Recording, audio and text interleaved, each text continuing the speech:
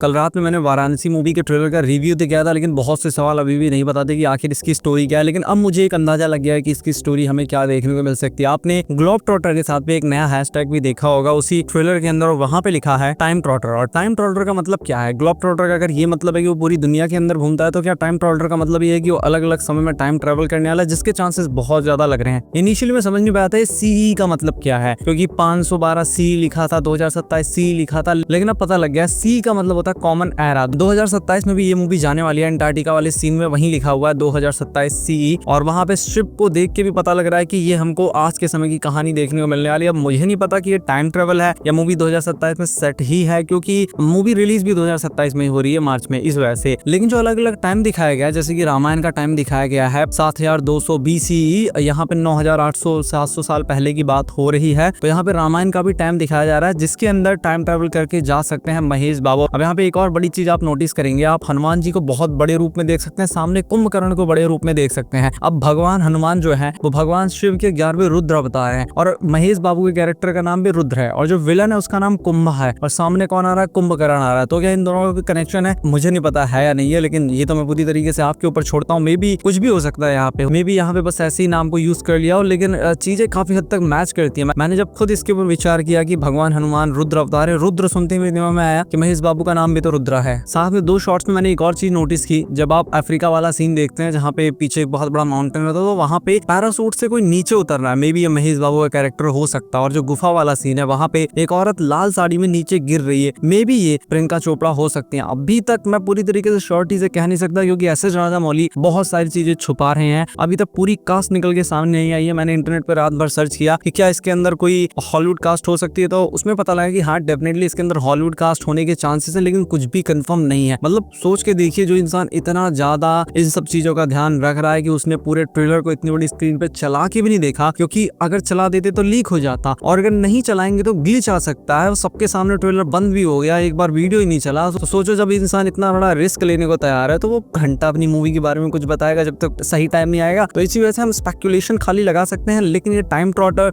जिस तरीके से अलग अलग टाइम्स को दिखाया गया है, जिस तरीके का महेश बाबू का कैरेक्टर है, और जिस तरीके का कुंभा का पोस्टर आया है, इन सबको कनेक्ट करें और इन लोगों के नाम को कनेक्ट करें, तो कहीं ना कहीं कुछ बड़ी चीजें निकल के सामने आती हैं। अब आपने कुंभा के पोस्टर को देखा होगा, काफी मजाक बनाया होगा, लेकिन उसके पीछे जो वैन्स खड़ी हैं, जो सैटेलाइट जैसे स्ट्रक्चर खड़े हुए हैं, जो उसकी चेयर है जिसके पीछे बायोनिक आर्म्स हैं, तो ये सारी चीजें ये बताती हैं कि जो कुंभा विलन है बहुत ज्यादा टेक्नोलॉजिकली एडवांस है, इसके पास एडवांस टेक्नोलॉजी है। मे भी हो सकता है यहाँ पे पैरालाइज्ड है, विकलांग है। तो ये सोच रहा हो कि अगर मैं पुराने समय में चला जाऊंगा तो वहां पे कोई ऐसी टेक्नोलॉजी होगी, कोई ऐसी आयुर्वेदिक हब्स होंगी। अब यहाँ से मुझे एक और चीज याद आ रही है, आप लोगों को याद होगा जब लक्ष्मण जी मूर्छित हो गए थे शक्ति के वार से, जब मेघनाथ ने प्रहार किया था, तो वहां पे हनुमान जी उनको बचाए थे संजीवनी बूटी से। तो हो सकता है कुंभा अपनी बीमारी का इलाज उसी संजीवनी बूटी में ढूंढ रहा, और वो वहां पे जाना चाहता था कि संजीवनी बूटी से अपने आप को ठीक कर सके। ये भी हो सकता है, क्योंकि अगर एक इंसान के पास सब कुछ है, शरीर ही नहीं है, तो डेफिनेटली उसको ठीक करना चाहेगा। तो स्टोरीज यहाँ पे मेरी बहुत सारी निकल सकती है। और एक और स्टोरी अगर मैं यहीं पे अभी निकालूं, तो मुझे लग रहा है जो एकदम मैं हाइपोथेटिकली ही बस जनरेट कर रहा हूँ, ऐसे मैं ये नहीं कहूंगा कि ये हो जाएगा, बट होने के चांसेस मुझे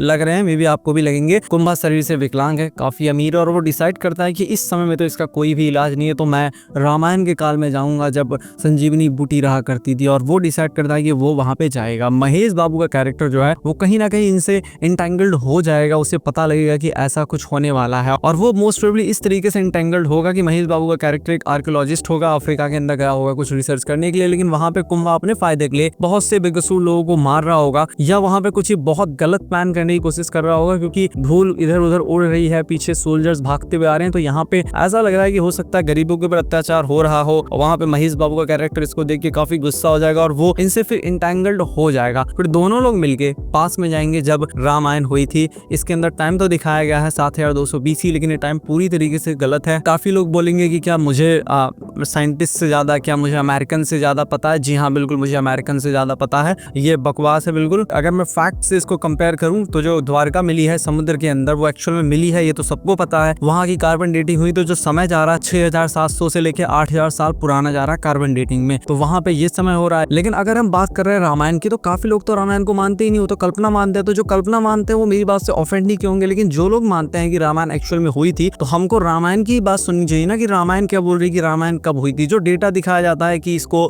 नासा के सिस्टम के अंदर डाल के तारों की गति से ये वो करके जो भी दिखा, वो सब बातों में विश्वास करता नहीं हूँ। मैं हिस्टोरिकली जो स्क्रिप्चर्स में लिखा है उसकी बात पर विश्वास करता हूँ। जो आयु लिखी है हर एक चतुर्युगी की वो है 43 लाख कुछ हजार वर्ष। त्रेता युग है उसकी भी आयु लाखों में है। तो यहाँ से अगर हम गणना करें, त्रेता युग में रामायण हुई थी सबको पता है, तो त्रेता युग के हिसाब से 7 लाख से 10 लाख साल पहले रामायण हुई थी। लेकिन एक और चीज नोट करने वाली है कि ये 7वां मनवंतर 28वां चतुर्युग चल रहा है और कहीं पे ये मेंशन नहीं है कि कौन से मनवंतर के कौन से चतुर्युग में रामायण हुई थी। अब बहुत से लोग समझ नहीं पा रहे होंगे 7वां मनवंतर 28वां चतुर्युग है क्या, तो मैं बता देता हूँ सिंपली कि अभी से लेके जब से सृष्टि बनी है तब से लेके अभी तक 525 त्रेता युग बीत चुके हैं, 524 कलयुग बीत चुके हैं, 525वां कलयुग चल रहा है। बहुत सारे कलयुग, बहुत सारे त्रेता, बहुत सारे द्वापर बीत चुके हैं। तो कहीं पे ये मेंशन नहीं कि कौन से मनवंतर के कौन से चतुर्युग में हुआ था। लेकिन एक जगह मेंशन मिलता है वायु पुराण के अंदर, वहां पे लिखा है कि रामायण 7वें मनवंतर के 24वें चतुर्युग में हुई थी। उस हिसाब से जो गणना आती है वो 1 करोड़ 80 लाख साल पहले आती है। काफी लोग इसको सुन के मुझे पागल समझ रहे होंगे कि ऐसा पॉसिबल नहीं है, साइंटिस्ट ने तो कहा ही नहीं है। अब साइंटिस्ट अगर नहीं कह रहे तो क्या हम मानेंगे ही नहीं? साइंटिस्ट ने तो जो राम सेतु उसको एडम्स ब्रिज बोल दिया, तो क्या वो एडम्स ब्रिज हो जाएगा? और एक और काफी लोग सवाल पूछते हैं कि राम सेतु तो 100 योजन का था, इतना कम कैसे हो गया? तो अगर 1 करोड़ 80 लाख साल में टेक्टोनिक प्लेट्स दूर जा सकती हैं तो पास भी तो आ सकती हैं। हो सकता है लंका खिसक के पास आ गई, इस वजह से पुल का साइज है वो कम हो गया, मे बी ये भी हो सकता है। या हो सकता है लंका को जो हम समझ रहे हैं कि वो असली लंका है, मे बी वो असली लंका ना हो, लंका वहां से दूर हो सकता है वो मालदीव्स हो या कोई और हो, क्योंकि वाटर लेवल बढ़े और घटने हैं। 1 करोड़ 80 लाख साल में कुछ भी हो सकता है। ऐसी हर चीज को नकार देंगे तो हम कभी जीवन में आगे नहीं बढ़ पाएंगे। अगर हम बोल देंगे दिव्यास्त्र होते ही थे, रामायण हुई नहीं थी, तो हम आगे कैसे बढ़ेंगे? अगर वो चीजें सच में एग्जिस्ट करती थी तो हमको उसका पता लगाना चाहिए ताकि हम उस टेक्नोलॉजी को एक्वायर करके और भी ज्यादा मॉडर्न बन सके। तो एक साइंटिस्ट वाली सोच रखनी चाहिए कि हर चीज पॉसिबल है, बस हमको ढूंढने की जरूरत है। अभी तक हमको वो चीज मिली नहीं है। रिसर्च का मतलब ही है जो चीज पहले से उसको सर्च करना। तो इसीलिए मैं यही कहूंगा ओपन माइंड से हमेशा चीजों को देखना चाहिए, हमेशा एक पॉसिबिलिटी बना के रखनी चाहिए कि ऐसा एक्चुअल में हुआ होगा,